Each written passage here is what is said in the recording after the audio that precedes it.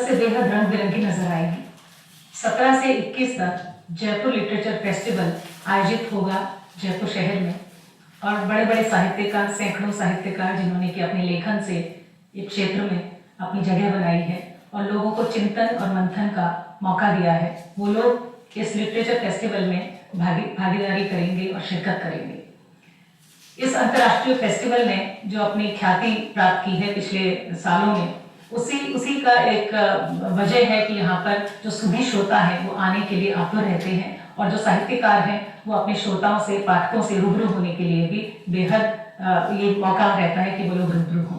और इस पूरे आयोजन के बारे में, किस तरह से आयोजन होगा, कौन लोग शिरकत करेंगे, क्या बातें होंगी, किस तरह के सत्र होंगे और इसकी विकास यात्रा किस तरह से चली, इन्हीं सब बातों पर चर्चा करने के लिए आज हमारे साथ स्टूडियो में दो साहित्यकार मौजूद हैं। दुर्गा प्रसाद अग्रवाल साहब, वरिष्ठ साहित्यकार, और नंद भारद्वाज साहब जो कि साहित्यकार तो हैं ही, साथ ही इस पूरे आयोजन के रीजनल एडवाइजर भी हैं। तो बात शुरू करते हैं दुर्गा प्रसाद जी की, ये जो पूरा आयोजन है जिसने कि अब बहुत ही एक अहम मकाम भी पा लिया है इतने सालों में, और जो लिटरेचर के दुनिया के जो लोग हैं, उस जगत के लोग हैं, उनको एक बहुत आतुरता से इंतजार रहता है पूरे साल भर इस मौके का कि इसमें शिरकत करें। तो क्या विकास यात्रा रही इस पूरे फेस्टिवल की? जी शुक्ला जी, आपने बहुत सही सवाल किया है। अगर मैं थोड़ा सा पीछे मुड़कर देखता हूँ तो मैं पाता हूँ कि बहुत लंबा समय नहीं हुआ है इस फेस्टिवल को। 2005 में इसकी शुरुआत हुई थी और अब हम 2014 के समारोह के कल से साक्षी बने। महज इतने छोटे समय में इसने जो विकास यात्रा की है वो मुझे आश्चर्यचकित करती है। आज अगर मैं ये कहूँ कि 2005 में इस फेस्टिवल में सिर्फ 14 लोग मौजूद थे तो शायद किसी को विश्वास नहीं होगा। इसलिए विश्वास नहीं होगा कि पिछले साल लगभग 1.25 लाख लोग इसमें आए थे और इस बार उम्मीद है कि ये संख्या और आगे बढ़ेगी, इजाफा होगा। जी। और इसका महत्व सिर्फ इस बात से नहीं है कि इतने लोग इस समारोह में आए। वैसे भी समझा जा सकता है कि अगर अच्छे रचनाकार यहाँ नहीं होंगे, अच्छी बनानी जाएगी तो इतने सारे लोग क्यों आएंगे? बिल्कुल। किसी के पास इतना वक्त नहीं है कि लोग अपना वक्त जाया करें जाकर। तो शायद दुनिया में जो भी लोग अपने अपने क्षेत्र में महत्वपूर्ण काम कर रहे हैं वे सारे लोग इस समारोह में आए हैं और उनकी तमन्ना है कि मुझे भी लगता है कि हम अपनी बात अपने पाठकों से कहें। आप देखिए ना, किसी भी क्षेत्र का कोई बड़े से बड़ा नाम, चाहे वो नोबेल पुरस्कार वाले लोग हों, चाहे पुलित्जर पुरस्कार वाले लोग हों, चाहे किसी और पुरस्कार वाले लोग हों, या किसी और विधा, संगीत से, नृत्य से, चित्रकला से, मेडिसिन से, सोशल साइंसेस से, जर्नलिज्म से, सारे क्षेत्रों की जो शीर्ष प्रतिभाएं हैं वो हर वर्ष इस समारोह ऐसा लगता है कि बस ये मंच पा लिया तो फिर सब कुछ पा लिया। बिल्कुल। और शायद जो लोग यहाँ आते हैं उन्हें सुनने और देखने के लिए उन्हें भी एक बड़ी गहरी तृप्ति की अनुभूति होती है। जी नंद जी, जैसा कि दुर्गा प्रसाद जी कह रहे हैं कि इतनी यात्रा बहुत ज्यादा लंबी न होते हुए भी बहुत ही एडवेंचरस यात्रा है, और इतना इन्होंने जो जिस तरह से भागीदारी साहित्यकारों की, जो कि श्रेष्ठ साहित्यकार हैं, एक तो उनकी भागीदारी और सुधी श्रोताओं की भागीदारी, दोनों ने इस मंच को बहुत बड़ा मंच बना दिया है। तो इस बार का जो आयोजन है उसकी थोड़ा सा उसके बारे में खुलासा करें कि क्या होने वाला है। आयोजन का जो स्वरूप है वो तो पिछले सालों में जो रहा है तकरीबन वैसा ही है।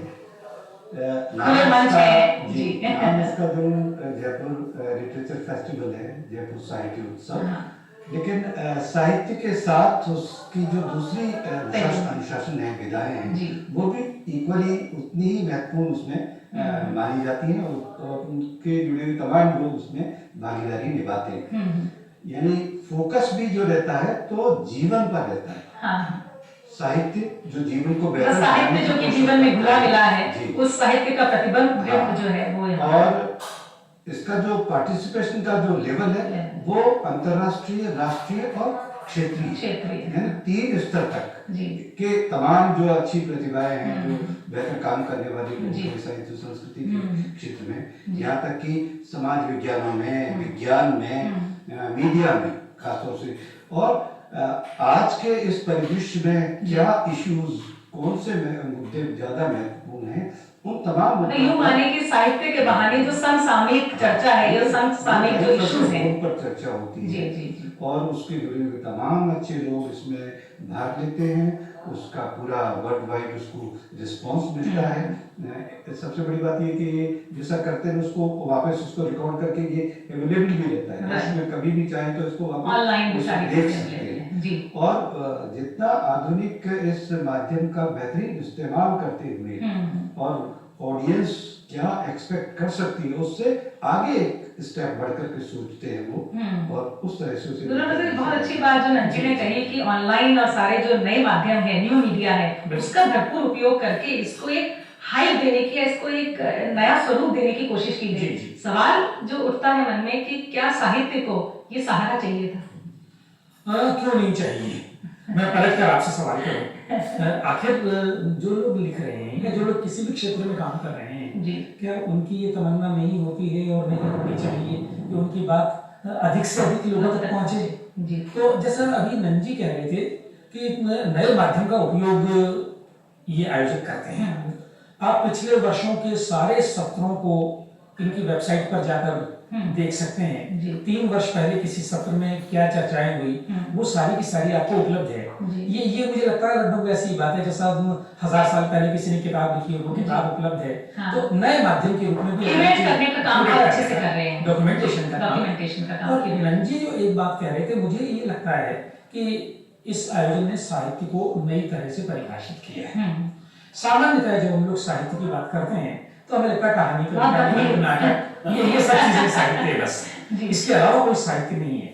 लेकिन हमारे बड़े आलोचक डॉक्टर नगेंद्र ने अपने हिंदी साहित्य के इतिहास में साहित्य को 2 भागों में बांटा था, रस का साहित्य और ज्ञान का साहित्य। तो मुझे लगता है कि ये लोग रस का साहित्य नहीं ज्ञान का साहित्य को भी साहित्य की परिधि में लाते हैं। और जैसा नंजी कह रहे थे कि सोशल साइंस भी यहाँ है, मेडिसिन भी यहाँ है, हिस्ट्री भी यहाँ है, जर्नलिज्म भी यहाँ है। तो यानी जो भी आज विचार हो रहा है वो सारा विचार और जो आज की मनुष्यता को प्रभावित कर रहा है उसको सबको एक जगह लाने का प्रयास यहाँ किया जाता है। जी फिर इसी से जुड़ा हुआ सवाल ये फिर दिमाग में आता है कि जब आप डिफाइन कर रहे हैं कि नई मीडिया की भी जरूरत है, क्यों नहीं बहुत सारे लोगों तक पहुंचे?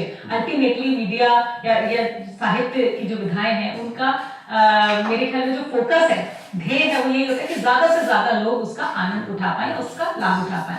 लेकिन सवाल ये भी है कि जो आपने कही कि सोशल साइंटिस्ट भी है, साइंस भी है, दूसरी विधाएं भी है, तो लिटरेचर कहीं साइडलाइन नहीं हो जाता क्या? नहीं होता, बल्कि लिटरेचर के लिए ये बहुत जरूरी है कि वो तमाम विधाओं पर जाए, उससे इंटरेक्शन बनाए, उनके बीच में एक सूत्र बने, एक संवाद बने, उसी से साहित्य समृद्ध होता है। क्योंकि जब तक आपकी पूरी दृष्टि एक जीवन दृष्टि की तरह पूरे लाइफ पर नहीं होगी तब तक आप अच्छा साहित्य भी नहीं कर सकते। इसलिए आपको इस वक्त जो क्या प्रमुख चुनौतियां हैं मनुष्यता के सामने उस सबका बहुत बेहतर एहसास होना चाहिए।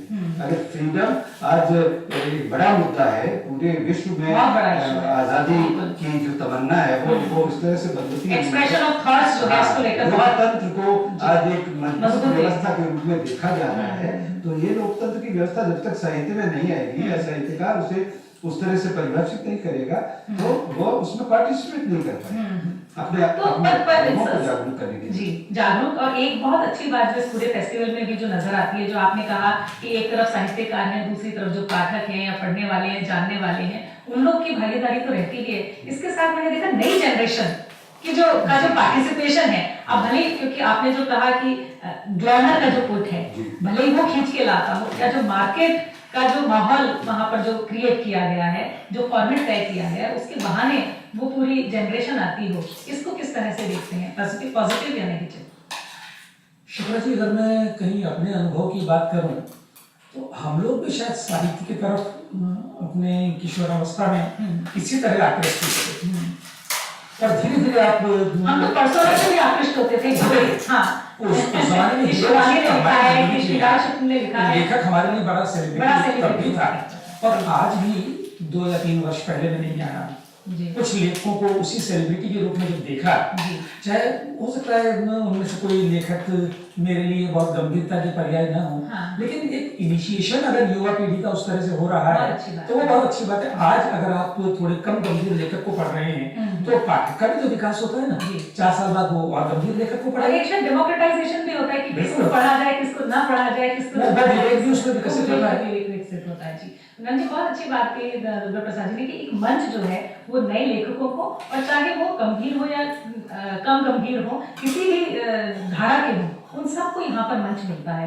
तो ये इस मंच की आप इस लिहाज से क्या महत्ता समझते हैं कि पिछली बार भी हमने देखा कि कुछ इस तरह के भी जो ट्राइबल जो राइटर्स थे उनको भी जगह मिली, लेकिन एक सवाल जो बार बार उठता है कि क्या अंग्रेजियत हावी हो जाती है भाषाई साहित्य पर? शिप्रा, जो अंग्रेजी जो है वो एक लिंक माध्यम के रूप में है, यानी तमाम भारतीय भाषाओं के लोग इसमें भाग लेते हैं। दुनिया की तमाम दूसरी भाषाओं के जो लोग हैं, चाहे कोई स्वीडन से आ रहा है, कोई अमेरिका से आ रहा है, कोई श्रीलंका से आ रहा है, पाकिस्तान से आ रहा है, रशिया से आ रहा है, उन सब के बीच में एक भाषा कौन सी हो सकती है जो अंतर्राष्ट्रीय भाषा के रूप में?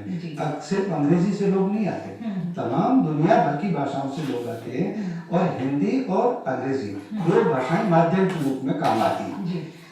मलयालम का राइटर भी पार्टिसिपेट करता है, मलयालम में अपना मूल टेक्स्ट पढ़ता है और उसका अंग्रेजी या हिंदी रूपांतरण करके प्रस्तुत करता है। तो अंग्रेजियत उस रूप में कई बार रहती है कि वो है, लेकिन दरअसल ये अंग्रेजियत नहीं है, ये एक लिंक लैंग्वेज है जिसका वो उस रूप में उपयोग करते हैं। अब इस बार जैसे फोकस में जैसे फ्रीडम ऑफ एक्सप्रेशन को उन्होंने बहुत महत्वपूर्ण मुद्दा बना करके, या ग्लोबलाइजेशन को बहुत महत्वपूर्ण मुद्दा बना करके कई सारे इसमें सत्र रखे, और सभी भाषाओं में, हिंदी में भी है, राजस्थानी में भी है, दूसरी जो भाषाएं हैं उनमें भी है। तो मुझे लगता है कि जो माध्यम वाला जो शंका है ना, इसको थोड़ा ठीक से समझने की जरूरत है। जो आशंका है मैं उससे इनकार नहीं करता, और ऊपर से हाई फाई दिखाई भी देता है, लेकिन इसको इस तरह से जब तक आप दुनिया को इस तरह से अपने को संबोधित करते हुए नहीं बदलेंगे तो आप मुश्किल में पड़ जाएगा, अकेले पड़ जाएंगे। शुक्ला जी, आपने सवाल नहीं किया, लेकिन नंद जी की बात में मुझे ये मौका दिया कि मैं ये भी कहूँ, हमारे बहुत सारे मित्र हैं जो लोग ये शिकायत करते हैं कि इस आयोजन में अंग्रेजी और अंग्रेजी के माध्यम से विदेशी साहित्य हावी है। मुझे लगता है कि इस बात को समझे जाने की बहुत जरूरत है कि अंततः ये एक अंतर्राष्ट्रीय साहित्य उत्सव है। ये केवल भारत का साहित्य उत्सव नहीं है, हिंदी का साहित्य उत्सव नहीं है। फिर मैं लौटकर वहीं आऊंगा जहां नंद जी ने अपनी बात शुरू की थी कि अगर एक रूसी भाषा का साहित्यकार या जर्मन भाषा का साहित्यकार आकर अपनी बात कह रहा है, और थोड़े भी आप कल्पना कीजिए कि वो अपनी भाषा में बात कहे, तो हम में से कितने लोग उसको समझ पाएंगे। अगर उसकी बजाय वो एक संपर्क भाषा में, जो कि अंग्रेजी हम लोगों के लिए काम कर रही है, अगर वो अपनी बात कहता है तो हम लोग भी उसकी बात को समझ पाते हैं।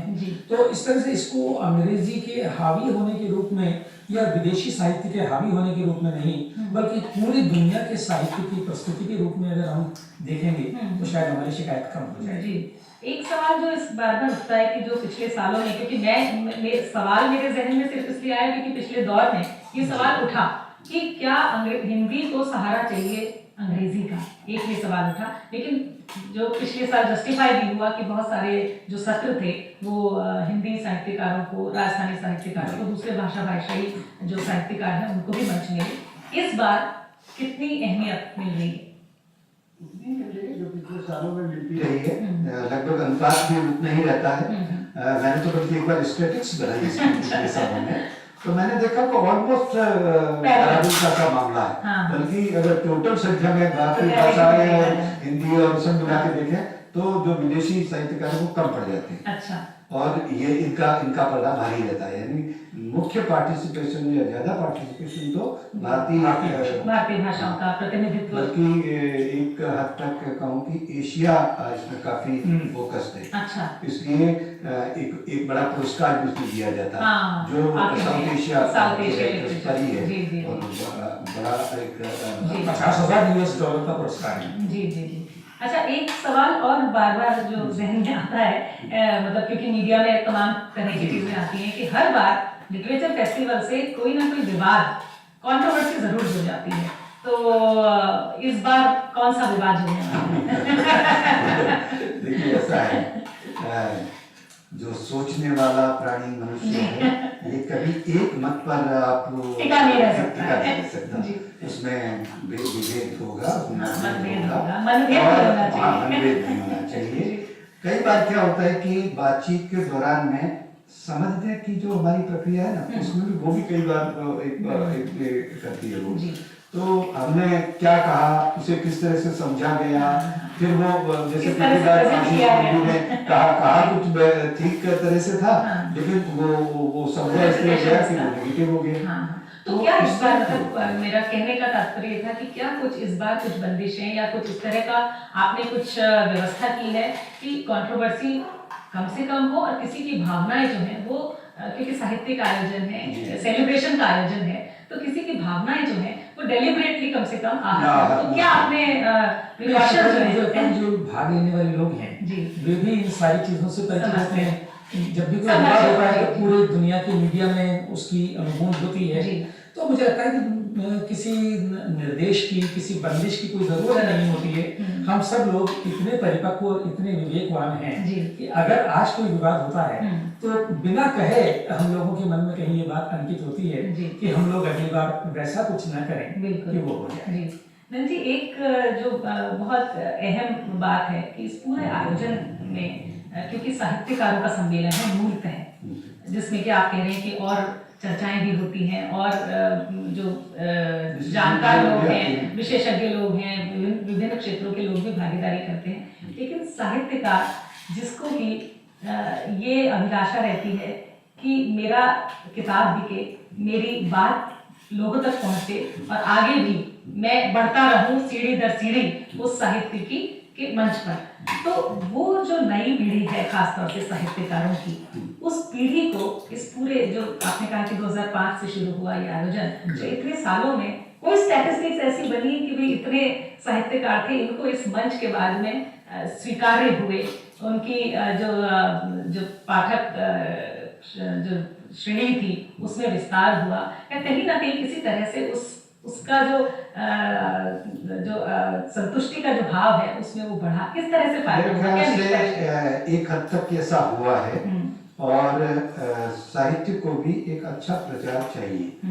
यानी जब तक लोगों तक जानकारी नहीं जाए, अच्छा लेखक कौन है दुनिया में, कौन पुराण मामू का एक अच्छा लेखक है, इसकी जानकारी बिल्कुल दूरस्थ इलाके में बैठे पाठक को होनी चाहिए। और अगर ये इवेंट इस तरह का मौका उसको उपलब्ध कराता है, वो उसको आकर के भी उससे इंटरेक्ट कर सकता है, ये एक बड़ा अवसर है उस लिहाज से। और निश्चित रूप से दुनिया के दूसरे तमाम हिस्सों में दूर दराज बैठे हुए लेखकों ने शायद अब तक इस तरह से ग्लोबल लेवल पर पार्टिसिपेट ना किया होगा, किया भी होगा तो कम से कम हम तो इससे वंचित रहे। जो इन 5-6 सालों में हमने काफी बेहतर ढंग से इसको समझा है। ये हमारे लिए भी एक अच्छा अवसर है। हमारा पाठक है वो भी एक, उसमें क्या किताब इसमें बहुत इम्पोर्टेंट है, यानी पुस्तकों का एक पूरा प्रदर्शनी उसके साथ रहती है उसका, बल्कि इस बात को बुक मार्क करके पूरा सेक्शन क्रिएट किया गया। अच्छा। और उसे और बड़ा किया गया है। बुक सेक्शन तो हमेशा से रहता था और उसे और बढ़ाया गया। मैंने सालों में देखा है कि जो पहले छोटा सा एक सेक्शन बनता था, अब वो तरह का बहुत बड़ा होता गया है। और किताबें लगातार, यानी जो उसमें सुनने आता है, शाम को मैं देखता हूँ सब अच्छी खासी किताबें भी लेके जाते हैं। और मेरे ख्याल से इसका असर पड़ता है, इसका उसकी व्यापक पाठक वर्ग पर भी पड़ता है, उसका बल्कि पाठक की परिभाषा भी अब बदल गई है। अब दर्शक, श्रोता, सब पाठक भी आ गए हैं, है ना। तो वो तमाम माध्यमों का इस्तेमाल करते हुए साहित्य के नजदीक आए हैं, उनके बीच का जो कम हुआ है और लेखक को भी उसका कहीं ना कहीं फायदा निश्चित होगा। जी, आपने देखा होगा पिछले कई वर्षों में इस आयोजन में कि बहुत सारे लेखकों को उनके लिए इस तरह के सत्रों में बुलाया जाता है जहाँ वे अपनी किसी नई रचना का पाठ करते हैं। और आपने देखा होगा उसके बाद उनकी किताब खरीदकर ऑटोग्राफ लेने वालों की होती है। तो अंततः इस तरह से अपने आप को सेलिब्रिटी महसूस करने का लेखक भी अच्छा लगता है और पाठक भी अगर उसकी रचना से प्रभावित होता है वो तुरंत जाकर उसकी किताब खरीदता है, उसकी ऑटोग्राफ लेता है। तो इस तरह से उसका प्रचार है। इस बार दुर्गा प्रसाद जी कौन से ऐसे प्रमुख नाम हैं जो कि इस आयोजन में शामिल होंगे और जिन्हें सुनने का मौका सबको मिलेगा। देखिए, मैं तो इस बात को लेकर बहुत उत्साहित हूँ कि कल सुबह इस समारोह का उद्घाटन नोबेल पुरस्कार से सम्मानित अमर्त्य सेन करेंगे। जी पिछले साल आपको ध्यान ही है, महाश्वेता देवी जी जी। को देखने सुनने का, दलाई लामा को देखने सुनने पैर का रखने की हम लोगों को मिला था। जगह विश्व जी। पर इस बार आप देखिए, दो तो नोबेल पुरस्कार विजेता यहाँ होंगे, अमर्त्य सेन और डॉक्टर हेरल्ड वार्बस, जो मेडिसिन के क्षेत्र के बड़े नाम हैं। मैन बुकर प्राइज के 4 लिस्टेड लेखक इस बार होंगे। उनमें से एक हमारी झुम्पा लाहिड़ी भी होंगी। झुम्पा लाहिड़ी प्रसंगवश में कहूँ कि प्राइज विनर भी हैं। कॉमनवेल्थ प्राइज वाले भी लोग यहाँ हैं, उसके कई लिस्टेड लेखक हैं। हमारी अपनी केंद्रीय साहित्य अकादमी से पुरस्कृत कई लेखक हैं, ज्ञानपीठ पुरस्कार प्राप्त लेखक हैं। तो इस तरह से बहुत सारे पुरस्कृत चर्चित लेखक और लेखकों के अलावा दूसरे क्षेत्रों के बहुत सारे अच्छे लोग हैं। एक खास बात जो मैं कहना चाह रहा हूँ वो ये कि इस बार उन्होंने 2 बड़े काम किए हैं। एक सत्र हमारे राजस्थान के हाल ही में दिवंगत बड़े लेखक विजयदान देथा को रखा गया है। विजयदान देथा को स्मरण करना ये एक बहुत प्रशंसनीय बात है। जी। एक और सत्र, उससे भी बड़ी बात यह है कि जो श्रोता, जो जिस तरह का समागम ही होता है, जी। नई पीढ़ी का जिस तरह से पार्टिसिपेशन होता हमारी है, विरासत उसके लिए से- विरासत से रूबरू होने का मौका मिलेगा। इसी तरह एक सत्र रानी राघव पर रखा गया है। रानी राघव आप जानते हैं दक्षिण के कलाकार राजस्थान में आकर बस गए। चमत्कारी किस्म का उनका काम है। उनको एक दूरदर्शन पर एक जमाने में एक पूरी श्रृंखला जी धारावाहिक आया करता था उनके। तो रानी राघव को एक सत्र में याद किया जाएगा। हमारे राजस्थान के बहुत सारे लेखक मित्र, जिनमें से कुछ नए लेखक भी हैं, वे लोग अपनी बात कहेंगे और हिंदी के बहुत सारे लेखकों को हमें सुनने का मौका मिलेगा। कुछ लोग मीडिया की दुनिया से जिनको हम लोग हमेशा सुनना चाहते हैं, रवीश कुमार को हमें सुनने का मौका मिलेगा, या जावेद अख्तर साहब को फिर से सुनने का मौका मिलेगा। इरफान खान जो बड़े चर्चित अदाकार हैं, उन्हें देखने सुनने का, और बल्कि एक अलग तरह के सत्र में उन्हें सुनने का मौका मिलेगा। ये बात मेरे लिए और ज्यादा उत्तेजक है। जैसे आदिवासियों का जीवन, वंचित लोगों का जीवन, उस पर हमारे अपने बिहारी पुरस्कार से सम्मानित लेखक हरिराम मीणा जी भी उसी सत्र में हैं। तो ये लोग आदिवासी और वंचितों के जीवन पर बात करेंगे। आप देखिए, एक फिल्मी कलाकार से आप ये उम्मीद नहीं करते हैं कि वो ऐसे किसी गंभीर विषय पर बात करेगा, लेकिन यहाँ ये लोग उस तरह के भी पक्ष आपके जीवन के ढूंढ कर लाते हैं और हमें उससे रूबरू कर रहा है। आदिवासी और महिलाओं पर कई शब्द है। आदिवासी जीवन, भारत